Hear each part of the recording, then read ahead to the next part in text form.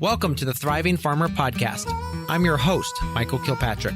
Our mission is to inspire, educate, and celebrate sustainable farming. We believe that you can build a profitable, sustainable farm that gives you true farm freedom. Join us as we talk to farmers, innovators, educators, and entrepreneurs to glean their top takeaways in business and life.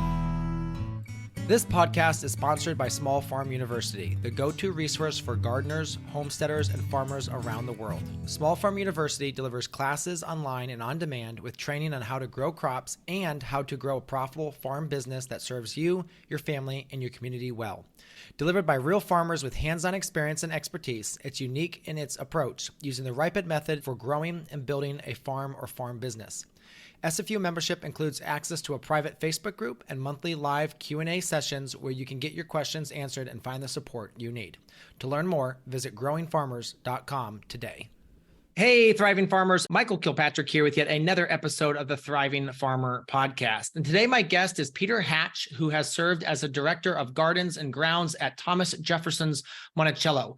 During his 35 years there, he managed 2,500 acres and the restoration of Jefferson's Grove and Monticello's 8-acre fruit and vegetable garden. He also developed many educational programs on the practice of historic garden preservation and has written 4 books, including A Rich Spot of Earth, Thomas Jefferson's Revolutionary Garden at Monticello. Peter, welcome to the podcast. Well, I'm happy to be here. Yeah, we're honored to have you. So give us a little bit of, again, to serve as a position like this, what was your background before you started there? I was an English major in college at the University of North Carolina. And after failing to get a job as an English teacher and ice hockey coach, I grew up playing ice hockey. All right. I decided to go back to North Carolina and start a garden.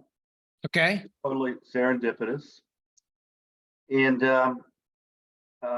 I then went to a community college in landscape gardening in Southern Pines, North Carolina. Learned the nuts and bolts of horticulture. Then I got my first job as the horticulturist at Old Salem in Winston-Salem, North Carolina. 18th century Moravian community at the time, way out in the frontier. They're very Germanic, very careful, kept excellent records and a lot of great, amazing gardening references. Plans for gardens, plant lists. They had 3 absolutely fabulous botanists before the 1820s. And it was a groundbreaking program at Salem. They were kind of broke new ground in terms of leading the effort to restore the gardens accurately to the way they were in the 18th century. And I came in on the ground floor and was involved for 4 years in restoring these gardens and taking care of them and interpreting them. Then in 1977, I was recruited by Monticello to become their superintendent of grounds. And I worked at Monticello as the director of gardens and grounds for 35 years and had a great variety of responsibilities. And it was really the major part of my career. Since 2012, I've pretty much retired. I spent many years traveling around the country talking about my latest book, Rich Spot of Earth. I live a purely physical life. I have 3 hard scrabble acres up against the Blue Ridge Mountains. I have a big garden. I have 3 hard scrabble acres that where I nurture my pet trees. All right. Take care of a trail in Shenandoah National Park and go on long bike rides. And my wood stove is a way of life. And when I get up, my dog gets up. When I go outside, my dog Romeo goes outside with me. When my wife comes home from work, she asks me what's for dinner. So that's my life right now. So let's go back to Salem, and it sounds like it's one thing to grow the varieties they grew or as close as you can, but you mentioned interpreting a little bit. Expand on that a little bit.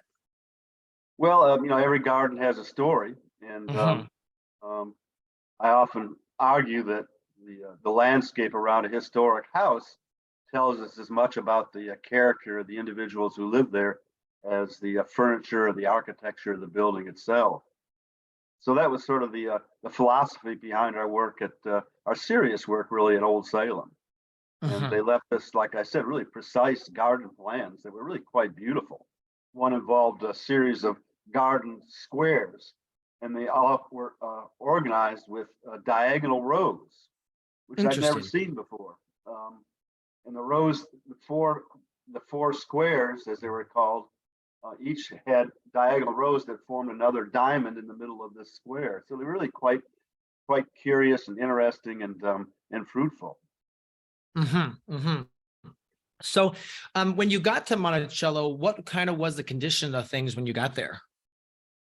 Well, frankly, Old Salem was a really much more sophisticated professional place than Monticello when I arrived in 1977. Monticello seemed like sort of a mom and pop organization in a lot of ways. Mom gave the tours and Pop took the tickets, and it wasn't quite true. There were great scholars at Monticello, and I can't belittle the character of Monticello in 1977 because it was really still a strong institution, but compared to Salem, it was a little bit behind times. Okay. And there was been no interest really in restoring Jefferson's copious notes on what the gardens were like. And horticulture at Monticello meant the flower arrangement program, which was a big deal. What was Jefferson's vegetable garden was turned into a cut flower garden for arrangements in the house. And there was no real interest in the history of the landscape. And at that point, the board at Monticello was getting interested in trying to develop initially an arboretum or a botanic garden showing some of Jefferson's favorite plants. One of the board members had gone to England and seen the beautiful gardens there. So that inspired a project called the Grove, which was an 8-acre ornamental forest that Jefferson conceived of beginning really in the 1770s. And it was a fascinating project. It was oversawn by a Connecticut landscape architect named Rudy Favretti, who was instrumental in bringing me to Monticello, actually. And I was brought in to actually restore the Grove, this 8-acre ornamental forest, part of which was a forest, a woodland, that we cleared and thinned according to Jefferson's specifications. Jefferson wrote that in America we can make gardens without expense. We have only to cut out the superabundant plants. And he said, under the constant beaming and almost vertical sun of Virginia, shade is our Elysium. And he envisioned a buck elk to be, as it were, monarch of the woods and leaving stumps where they might be picturesque. Jefferson was a great lover of the landscape. He considered landscape architecture as one of the 7 fine arts. Not horticulture, wrote Jefferson, but the art of embellishing grounds by fancy. When Jefferson was serving as minister to France in the 1780s, he went to England and visited 22 English landscape gardens. And at the time in England, the idea for a garden was to replicate nature as carefully as possible. And gardeners were told to plant as you would paint. And the gardens were an effort to replicate these picturesque landscape paintings really of the 17th and 18th century. So these were very romantic English landscape informal gardens that Jefferson was very much impressed by. And he hoped to translate them to the conditions at Monticello. But he realized that the climate in Virginia was inhospitable to the rolling, verdant English countryside. So he thought the equivalent would be the American forest. He said, where in England you have this rolling, verdant landscape speckled with ponds here and clumps of trees over here. In America, the equivalent was the deciduous forests. And the way you treat that forest is by clearing the trees, pruning the trees very high, and as he said, procuring a buck elk to be, as it were, monarch of the wood. So this 18-acre area was my responsibility under the direction of Mr. Favretti to recreate and restore, and that was my first big assignment at Monticello. And I came, however, under the premise that I would also be working in restoring Jefferson's fruit and vegetable garden. The restored flower gardens been put back by the Garden Club of Virginia in the 1940s, so they were already there. But these other projects over my 35 years were exciting goals to achieve. Mm-hmm. Now, when Jefferson bought the property, I forget actually the history of that property and how he acquired it. He inherited it. He inherited it. Okay. He knew that he was getting himself into something because literally it's the top of a mountain. Right. And I think if I remember correctly, they had to haul the water basically up the mountain. That's right. Water was always a big issue for Jefferson in terms of horticulture and agriculture and all the daily requirements of everyday life. Yeah. But I'm not sure water was used in the same sort of way that we use it today. I think it was water was carried up from the side of the mountain. There was a well at the top of Monticello Mountain, but it periodically went dry. There were springs that were 100, 200 yards down the mountain that provided water as long as there was adequate rainfall during the summertime. Jefferson captured water with cisterns, which were at the four corners of the house, that captured rainwater from the roofs of the terraces, but which never really properly worked. So water was a fundamental issue involved with living on top of a mountain, but Jefferson was a romantic in some ways. He said, how sublime to look down upon the workhouse of nature, clouds, thunder, and lightning all fabricated at our feet. And so the landscape for Jefferson was a workhouse, and the gardens at Monticello became this sort of experimental laboratory for him. Practical or not, his place was on a mountain and it had its own pluses and minuses. Yeah, absolutely. Now, with this 8-acre kind of forest that you worked on, is that directly below the gardens on the side there? It's actually on the other side of the mountain from the vegetable garden. It's on the northwest side of the mountain. Okay. The northwest side, and it really were two ingredients to the grove. One was a forest that had survived mostly from Jefferson's day. It was a pretty old growth forest, but and we cleared and thinned that according to Jefferson's specifications. And then there was an open area of about 3 acres where we planted trees according to Jefferson's specifications. So that was part of the botanic garden, so to speak. Gotcha. And then I'm assuming there were very specific varieties of trees that he wanted. Yeah, a really unusual planting plan at the edge of Jefferson's west lawn. He said along the edge of the walkway, plant 7 wild crab apples, 25 feet apart. And he said beyond them, plant chinaberry trees, breaking the rows of the crab apples, 2 rows of these chinaberry trees. He said beyond them, plant umbrella magnolias, a native magnolia, catalpa trees, which most Americans know, aspens, which are native further north and out west, but can barely survive here, and then walnuts, elms, and other various native species of trees. It's a fascinating plan. A lot of trees that don't grow very well in our part of the world, like the chinaberry is barely hardy in Charlottesville. The aspen grows best perhaps further west or further north. The umbrella magnolia grows along wetlands and along rivers in central Virginia. So it was an interesting and curious plan, but I think a real direct look into the imaginative landscape vision of Thomas Jefferson. Absolutely. Yeah.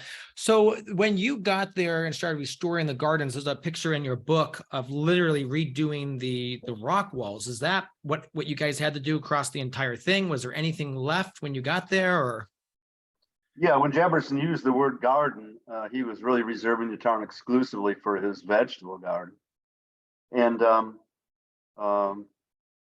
it was restored beginning really soon after I got there, based on Jefferson's extensive notes and also years of landscape archaeology. Jefferson's notes, he wrote, there's a volume of Jefferson's letters about gardening and also his garden book that's 700 pages long. Oh my gosh. Jefferson kept a diary called the Garden Book. It's 59 pages long and it's bound in leather, and today resides in at the Massachusetts Historical Society in Boston. And the garden book is a remarkable document showing one man's dance with the elements, one man's adventures with gardening. It's a reflection of Jefferson as a scientist. Hmm.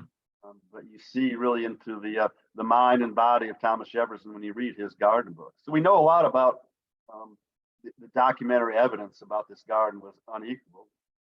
In addition, Monticello contracted with archaeologists, and over a period of 3 years, they tried to confirm a lot of this written documentation and also to enable the restoration of this area to begin. And for example, like you mentioned, the rock wall which supported the vegetable garden terrace was 1,000 feet long, and it was covered with earth. And that entire wall was unearthed by archaeologists over a period of 2 years. And it unveiled what the original wall really looked like. A lot of the original rocks were taken away, but they were still on the property. And so by doing that archaeology, we were able to put that wall back very precisely. In addition, Now, every time you disturb our heavy red clay soil, you leave some sort of lasting imprint in terms of the texture or the color of the soil itself, so that archaeologists, by very carefully troweling off the soil, can see where root stains were and trunk stains from the original fruit trees that were in Jefferson's orchard. And they did this, and they formed a pattern that was exactly like a Jefferson document that he'd drawn in 1778 of his orchard plantings on the south side of the mountain. fascinating. So then with this 1,000-foot wall, why was it covered with earth? Was that to protect it, or is that just over the years it got covered? Just over the years, erosion covered that rock wall. And like I said, some of the rocks were taken away in the 1930s by the Civilian Conservation Corps in order to build a modern day exit road wall at Monticello. Oh, gosh. Okay. But Yep. we had geologists who we hired to confirm that these rocks were native rocks that we found along the exit road wall, and they corresponded in their ratio to the rocks that were found archaeologically. Okay, so that's interesting. You start talking about the soil there for a second, talking about the clay. That's not an easy soil to work with, and the soil that's in the beds these days it's just beautiful. So I'm assuming you amended it heavily. Yeah, we have greenstone red clay is the soil that's innate to this part of the world. And it was really the soil that was sought after by the earliest frontier settlers. It's very rich in minerals and ability in a lot of ways. It just has a unpleasant or unfortunate texture that it packs together when it's wet. But that soil was terraced by 7 slaves that Jefferson hired from a Fredericksburg, Virginia farmer. And Jefferson, as he was anticipating his retirement from the presidency in 1809, began in 1806 to hire these enslaved workers to move this earth for this 1,000-foot long terrace with a mule and a cart. And in order to support this terrace, the enslaved workers put up this stone wall that was in some places 10 or 12 feet high. And at the halfway point of the wall was a garden pavilion that was constructed after Jefferson retired to Monticello, as I said, in 1809. And this was, again, all found archaeologically, although we had a lot of documentary written down evidence about the character of the wall, pavilion, and the orchard. And he died in 1826, so that means he only really got to enjoy it for a little over a decade. Well, he retired in 1809, so that's 16 years. 17 years. And I argue that the vegetable garden of Monticello, this 1,000-foot long terrace, was probably Jefferson's arguably finest horticultural achievement at Monticello. And it was really the garden of his retirement years between the ages of 67 and 83. When he died, it was sort of an assault on aging for Jefferson to walk into that garden and sow seeds of peas in the springtime, or to write down his harvesting of salsify in October of 1814 or whatever. So it was very much a hobby of Jefferson to garden, and particularly in his elderly years, even at the age of 83, Jefferson read about giant 6-foot-long cucumbers that were being grown and described in a Cleveland, Ohio newspaper. So Jefferson wrote to the governor of Ohio and asked him for seeds of these giant cucumbers. And he got the seeds. He passed them around to his neighbors and his friends. He recorded how long each one was. And he wrote one time that, although an old man, I am but a young gardener. He was very much at the age of 83, an innocent young gardener, but at the age a very elderly age. Yeah. And I think you said in the book that those were most likely a gourd. Yeah, I wonder if they were a gourd rather than a real cucumber. But I think there's I can't think of the name of the gourd that's sometimes called a cucumber that's actually eaten like a cucumber. But there are some that can be 6 or 7 feet long. They're pretty strong. Yeah. The name doesn't come to those kind of cucumbers. Yeah. But who knows? There was fascination with cucumbers. There was a gardener in Williamsburg, Virginia, before Jefferson was even born, who got seeds of a giant cucumber from Turkey, and he gave it to his son-in-law. His name was Custis, and there were stories in the Williamsburg weekly newspaper about these giant cucumbers that were being grown in New Kent County, Virginia, and how people were getting on their horses and riding 30 miles to see these great curiosities. And there was a reader of the Virginia Gazette in Boston who wrote back to the newspaper and said, yeah, I want to see your 6-foot-long cucumbers, but wait till you see our 500-pound watermelons we grew up here in Boston. So it set off this sort of mock civil war between these Yankees and the Southerners in Virginia about who could grow the biggest vegetables. Yeah, absolutely. So with the restoration of this, what was the process of restoring the soil? Was it just a lot of compost? I noticed that Jefferson does talk about, mulching or littering, where he put in leaves and that sort of thing. Yeah, when Jefferson was serving as Secretary of State, he got a letter from his daughter Martha, and she was complaining about the insects ravaging her cabbage plants as fast as she could set them out in the vegetable garden. This was an earlier garden at Monticello. Mm-hmm. Jefferson wrote back to her and said that the problem with the plants was not the injurious insects, but it was the fact that the soil was poor. And he said that 2 of them were going to cover the entire garden with a heavy coating of manure that winter. Wrote her that when plants are growing in rich soil, they will in turn, in Jefferson's words, bid defiance to all sorts of insects and droughts and pests and all the things that come to us in a long hot summer of gardening in Virginia. So he's obviously the banner of the organic gardening movement, but he obviously also didn't have much of an alternative at the time. So a big believer in putting a lot of compost and manures and improving the soil as a way to bring healthy vegetables to the table. Mm-hmm. And so we spoke of pests there. I'm assuming they had a lot of the same pests we have today, or were there specific ones they dealt with? Well, that's a great question. I talk a lot about pests in my books, but in some ways, Jefferson was gardening in sort of an age of innocence, because a lot of our worst pests, from weeds to diseases to insects, were imported into this country. Correct. It really become big issues until later on in the 1800s. And so there was this sort of age of innocence in regard to pests, which doesn't mean that there weren't pests around. There were some serious ones, particularly on fruit trees, on peaches in the early 1800s. But there wasn't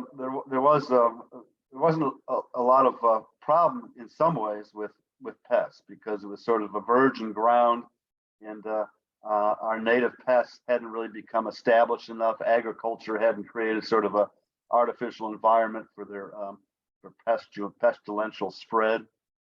So it took time for a lot of invasive pests to be introduced into the United States.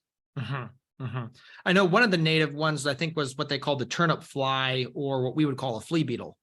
Right. Yeah, that was around in the early 1800s for sure. Yeah. Yeah, it's still a nasty pest. They get my eggplants pretty bad. Yeah. Now one of the things about Jefferson is he had an incredibly wide range of things that he was growing. I mean, everything from lavender to castor to, I think sesame. Yeah, all sorts of things. Well, Jefferson wrote that the greatest service which could be rendered any country is to add a useful plant to its culture. And he looked at plants as a means of social change. For example, he planted sugar maple trees in Virginia after seeing them on a botanical journey through New England, 1793. And he wrote about how the slavery of Black people could be alleviated with the planting of sugar maple trees and the labor of what he called only children to harvest this maple sugar. So he looked at plants as a means of moving the young republic to a more equitable and a more prosperous state. He introduced a rice variety that would grow on dry soils under the penalty of death after smuggling it out of Italy. Oh wow! So there's this long range of useful plants that Jefferson was instrumental in promoting, and that was a real theme behind his interest in agriculture and horticulture. And he, documented the planting at Monticello of some 330 varieties of 89 different species of vegetables, 170 varieties of the finest fancy fruits that were known in the United States at the time, and some 130 different species of ornamental flowers that he planted in the flower gardens at Monticello. So there was this great repository of plants that were brought from all over the world, and I described the particular vegetable garden as an Ellis Island of new and unusual plants from the four corners of the earth. And that's one of the ways that Monticello and Jefferson was particularly special, this experimentation, this willingness to try all things, to look at plants as a way of changing society, but also looking at plants as a way of relating to people. He used plants as a means of working with his family. He exchanged gardening advice with some of the leading politicians of the early 1800s. He had contests with his neighbors to see who could harvest the first English pea in the springtime. In the winter, hosting the losers over for a community supper that included a feast and the winning dish of peas. So it's all these different themes that tell us a lot about who Thomas Jefferson was. Yeah. One of the things I've really that I think probably made your job a little bit easier, and I want to actually touch on this, was how detailed the records were that he kept. Talk a little bit about kind of your journey of writing the book and researching it. Yeah, there's a lot missing. There's a lot missing, that's for sure. But there's probably no gardens in North America before 1830 that were as well documented as the gardens at Monticello. But that doesn't mean that there's one mystery after another. Sometimes the more you know, the less you know, the more complicated and confusing things become. And some of the things he talked about have disappeared from cultivation. And he often used kind of basic physical descriptive terms to describe plants, like the long green bean or the orange carrot. But so retrieving the plants that were grown by Thomas Jefferson has been was really a career-long adventure, and it involved going to England and getting seeds of old-fashioned species plants as they were grown in Jefferson's day, trying to retrieve Italian fruit varieties and importing them to the United States. Going to the National Seed Storage Laboratory to find unusual and long gone varieties of lettuce. So these were great adventures, and a lot of them didn't turn out very well, but they were fun, and sometimes they were successful. So it was Jefferson wrote about gardening that the failure of one thing is repaired by the success of another. A wonderful holistic view of the gardening process, and that was certainly true for myself. Jefferson failed at so many of the things that he did in the garden. So few gardeners failed as much as he did, and few people wrote about gardening failures as unrelentingly as Thomas Jefferson. So indeed, I still do look at gardening as the failure of one thing being repaired with the success of another. I think there's on our farm here, every year you've got at least some crop failure, and we're always looking at it. Well, that one didn't work, but there's always next year. So Right. No, yeah, I think Jefferson had a really well balanced vision of the follies yeah, involved in the gardening process. But Jefferson loved to garden. He's regarded as among the more cerebral figures in American history, but he was really good with his hands. mm, And if you look at the original garden book that's up in Boston, you can see this really amazing, tiny, meticulous handwriting. mm, That to me is just remarkable. And he, one of his enslaved workers, a blacksmith at Monticello, recalled how Jefferson was as good a hand as any man I've ever known in terms of making locks and keys with mm, brass and iron in the Monticello blacksmith shop. Jefferson tinkered in the woodworking shop at Monticello with a lot of the curiosities he developed at Monticello, from the moldboard plow of least resistance to his writing machine, a copying machine that copied letters for him every time he wrote one. mm. So obviously he had a career during his career of with Congress and all of that. What percentage of time was he spending at Monticello? Do we Yeah, know? that's a great question because I think he was the governor of Virginia. He was gone. He was the Secretary of State of the United States and lived in Philadelphia. He was the minister to France for 5 years. He lived in Paris. He was vice president of the United States for 4 years. He was president of the United States for 8 years. So Wow. he was gone for most of the time at Monticello. And that's another one of the issues, both with gardening and with farming, that Mm-hmm. everything was about change. And when I came to Monticello, the focus was on Jefferson's retirement years after he left the presidency and retired. And the final Monticello was ultimately completed, the building itself. And there was this flurry of horticultural efforts at the same time. So it's a rich period in terms to know what he was doing, but it's hard to realize that he was gone so much of the time. And even when Yeah. he retired to Monticello, he had a second home that he built near Lynchburg, Virginia, a place called Poplar Forest, where he'd go to get away from all the celebrity tourists who would come to bug him at Monticello. And so even then, even when he was retired at Monticello, he was often going off not only to Poplar Forest but on botanical journeys. He was an avid botanist. He had a plant named in his honor, the Jeffersonia diphylla, a native wildflower called twin leaf. Huh. It was named in Jefferson's honor for his passion for botany and zoology. Mm-hmm. So of the varieties and the things he was growing, did he have particular favorites? Like that was something he was always talking about? Yeah, yeah. But everyone has a favorite every day in some ways. But yeah, he would write about. He would say, "Well, this is the finest cherry I've ever known, or the greatest apple ever developed." Or yeah, he did have a lot of favorites.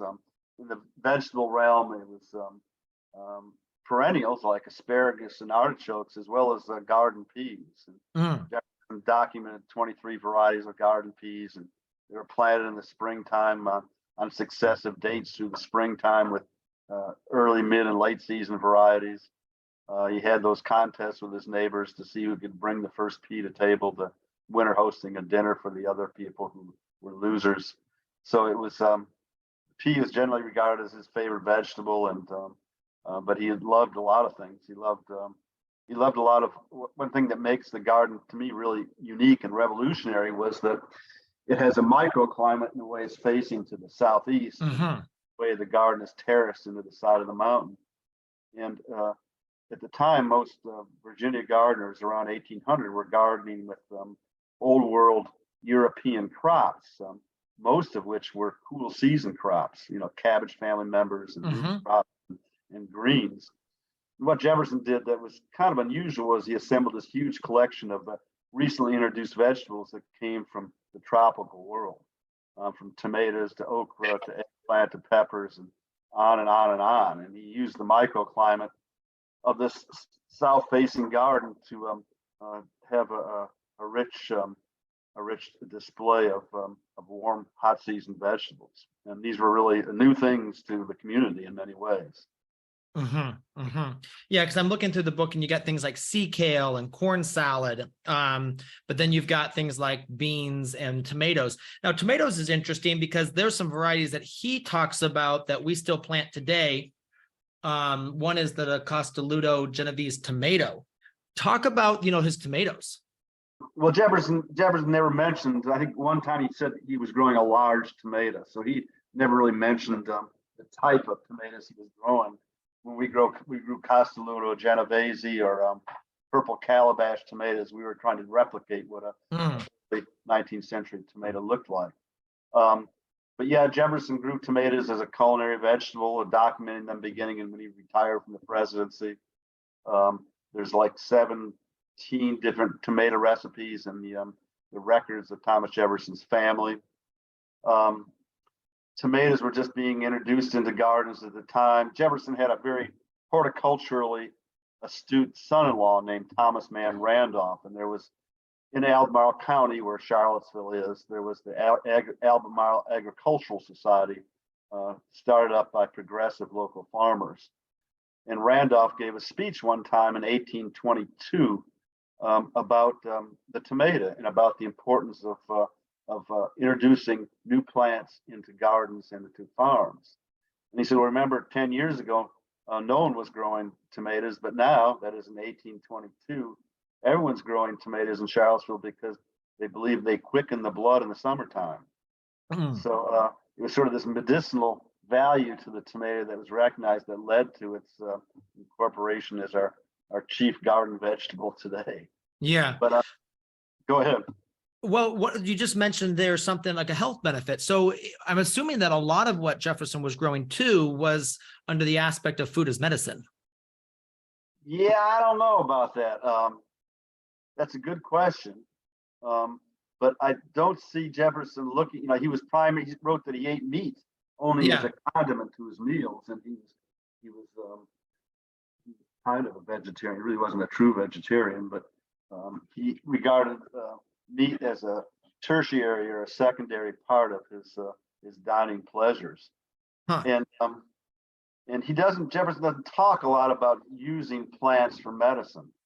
He does grow some medicinal herbs and some culinary herbs, but we really don't know. We know some about Jefferson in health, but we don't see much documentation about him using plants as medicine.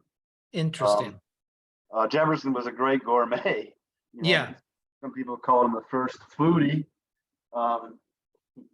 It's pretty amazing when he was president of the United States between 1801 and 1809, he kept a chart that was published in the Garden Book of the first and last appearance of 37 different vegetables in the farmers market of Washington, D.C. Fascinating.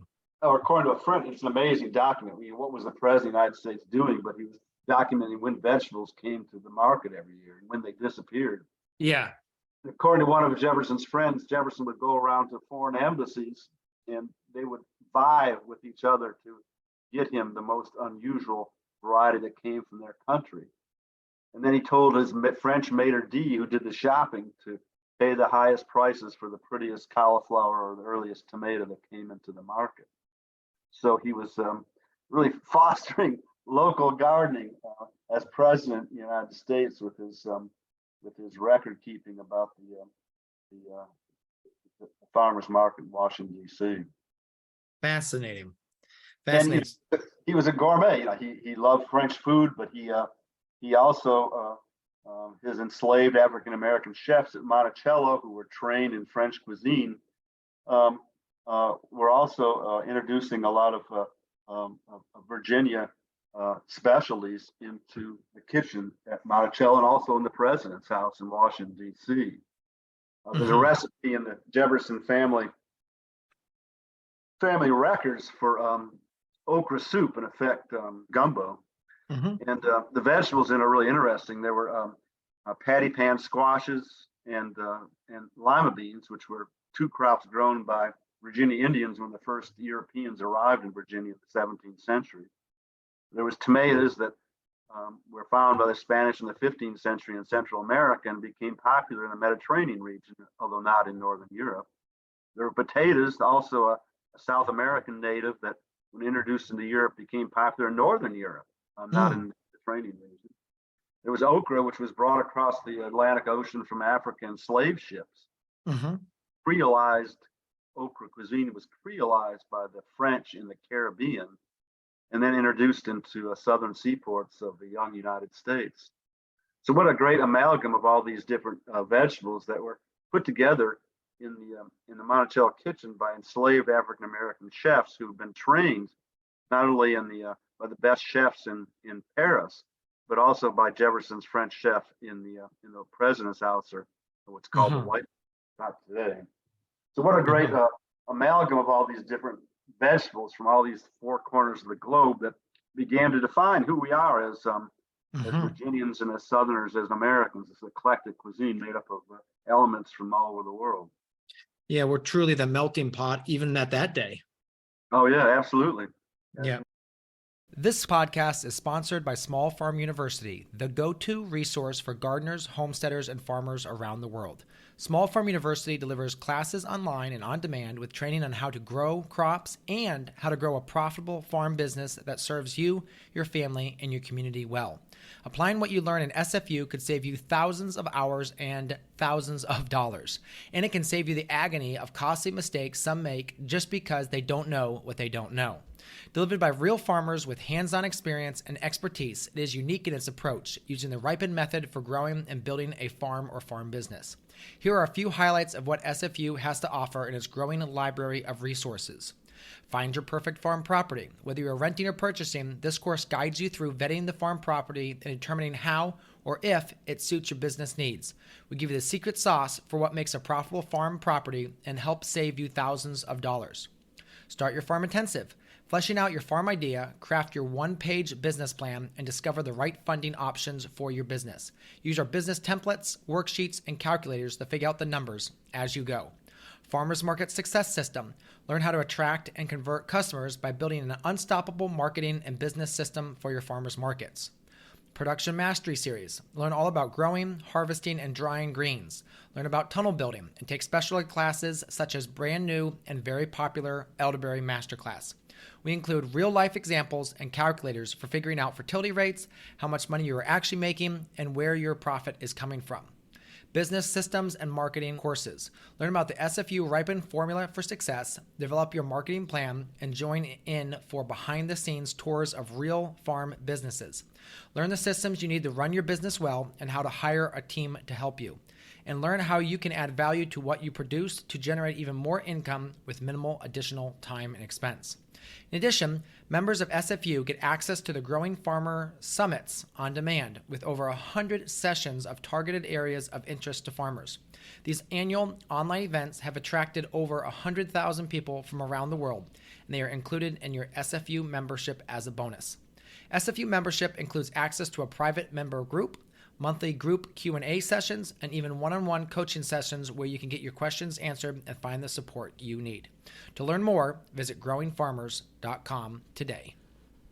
Talk a little bit about that and his kind of philosophy on that, because I know he had written extensively on that. Yeah, it's a complicated topic, but the basic fact is that Jefferson wrote in the Declaration of Independence that all men are created equal, but he owned some 600 people over his lifetime at Monticello and at Poplar Forest.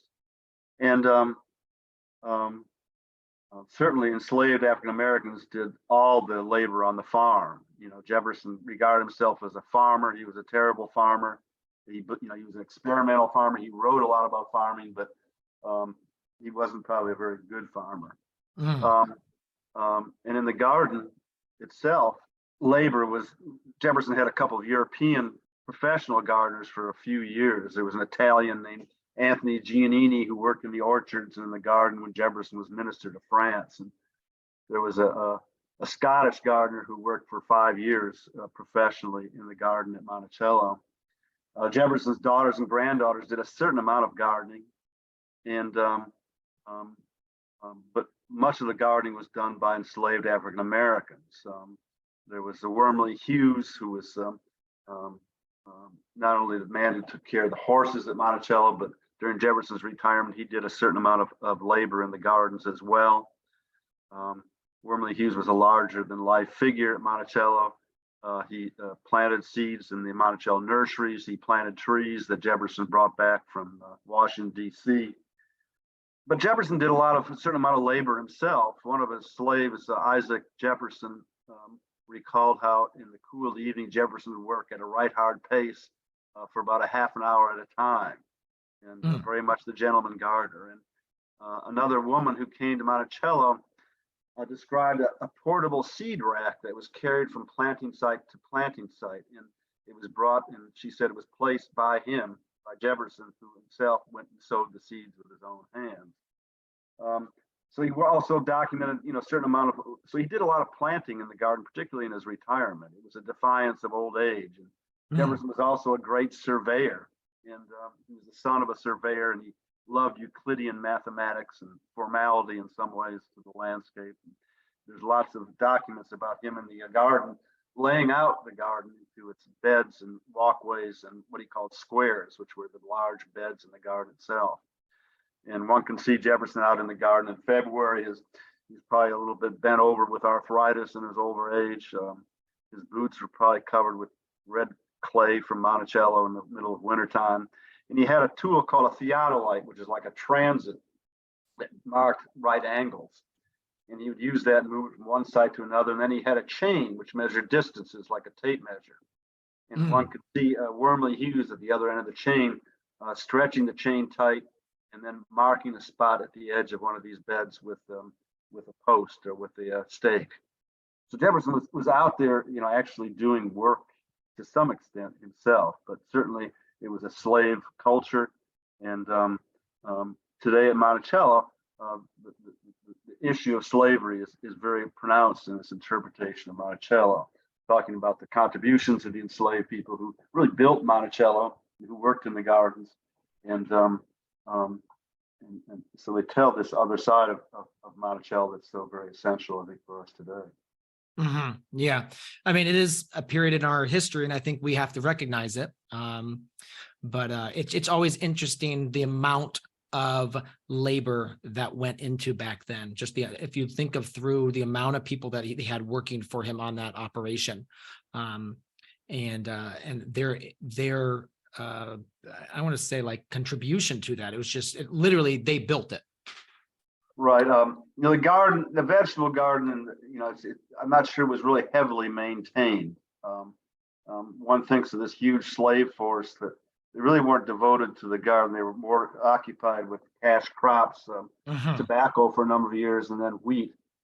And I think the garden was fairly casually maintained. It wasn't really a fussy garden. It was all about trying these new things and seeing what happens. And then, the magic word in Jefferson's garden book was brought to table, meaning things harvested. And food was a big deal for Jefferson, and homegrown vegetables that came from his garden were also essential. Yeah. But this wasn't the only garden in Monticello. Enslaved people on the 5,000-acre plantation had their own gardens that they cultivated on Sundays or even in the evening after they came in from the fields. And we know about these gardens because they sold the produce to the Jefferson family. Particularly, these enslaved gardens were active when Jefferson was not at Monticello. He didn't have this large 1,000-foot-long vegetable garden. And Jefferson's family, his granddaughters, his daughter, his wife Martha, and Jefferson himself all recorded purchases of produce through the course of the season from different enslaved people at Monticello. And Jefferson's great-granddaughter, Ann Carey Randolph, between the ages of 14 and 17, her job on Sunday morning was to go out and purchase this produce from enslaved people. And at this intersection of white and black worlds at Monticello, one wonders who was driving the hard bargain. It's a 15-year-old girl who's rite of passage involved bartering with these enslaved people for the cost of 27 cabbages or 3 dozen cucumbers. Who was driving the hard bargain? So it's interesting intersection of those two worlds in the process of purchasing produce from the enslaved people. But also these, these gardens gave enslaved people some sense of self-determination and empowered their own lives. It enabled them to get extra monies to buy fancy items for their family, to maybe purchase foodstuffs themselves. So it's an interesting facet of horticulture at Monticello was that these two worlds of gardens, the owner and the slaves both had their own. And this was typical throughout the southern plantations. Fascinating. Now, it's interesting because you talk more about it being experimentation. Would you say that how the gardens are today is as good or better than they would have been when Jefferson was actually at Monticello? Oh, I don't know. Yeah, I think we're probably a little better. I think our maintenance probably is a lot stronger than it was in Jefferson's day. Our care for the vegetables, vegetables function, the gardens function a lot of different ways. One way they function is that they're a preservation seed bank for historic varieties of fruits, flowers, and vegetables. And so we grow a lot of stuff for preserve it from year to year. And at Monticello today, we have a large program called the Thomas Jefferson Center for Historic Plants that distributes seeds and plants of historic varieties and native plants to a wide audience throughout the country. And particularly the seed program is really quite advanced. And we also have a garden store at Monticello where we sell plants that were Jefferson's favorite apple tree or native plants that grow in the area that Jefferson recorded in his notes on the state of Virginia. So it's the gardens function a little bit differently. And also, as a gardener, I try to do the best I could to make it a pretty garden. Yeah. Although we would acknowledge problems, and we'd also like to interpret things like pests and to talk about the history of the flea beetle, for example. And so we had kind of a benign neglect approach toward pest control in some ways, but we still worked as hard as we could to make it a thriving garden. Now, you mentioned the seeds. Now, how do folks, if they do want to purchase some of these varieties, what's the best way for them to go about that? Well, you just Google Monticello and the Thomas Jefferson Center for Historic Plants, and you can order really hundreds of varieties of flowers and vegetable seeds from Monticello. If you come to Monticello, our garden shop is open every day except Christmas, and you can purchase plants and pots that are grown at a nearby farm. In 1987, the program was developed. I went to England, and there was a nursery in Scotland called Plants from the Past that were collecting and selling these 18th century English flowers, wallflowers and primulas and dianthuses that were being grown in the 17th and 18th century. And so that was the real inspiration for this Thomas Jefferson Center for Historic Plants to try and retrieve a lot of these varieties and to offer them to the public and distribute them to as many places as possible. So the vegetable garden today is in some ways a seed garden, and the flower gardens as well. We don't deadhead the flowers; we let them go to seed in order to collect this seed to be able to package them and distribute them to the people who come to Monticello and to really people throughout the world. Very cool. Very cool. So you were there for several decades. If you could go back and start over again, is there anything you would have changed differently, or you feel like your time there was, you were kind of just learning as you went, and there was a good career there? Yeah, I don't know. Yeah, I'd learned a lot after 35 years, but I'm not sure I would have improved any of my performance by going back and starting over, because gardening is there's so much involved and so many things happen. You're dealing with so many different issues, and in 35 years, a lot of things have changed. We had a lot of new paths have come in 5 years. Yeah, there's a lot of things I probably would have changed and done differently because you learn over a period of time, and there was a lot of folly. I could talk for hours about all the things that went wrong, and Hmm. I could deal with it a little bit. It was a historic garden, and it wasn't like we were going to lose our farm if we didn't sell 45 tomatoes that day. Hmm.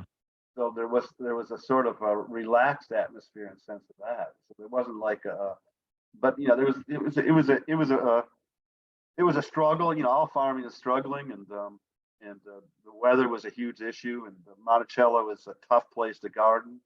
Mm. It's hot, it's dry, that soil is heavy. We had lots of droughts, and we would lose our water system. Some places, sometimes in the summertime, it looked like Afghanistan up there. Oh Um, yeah. Hmm.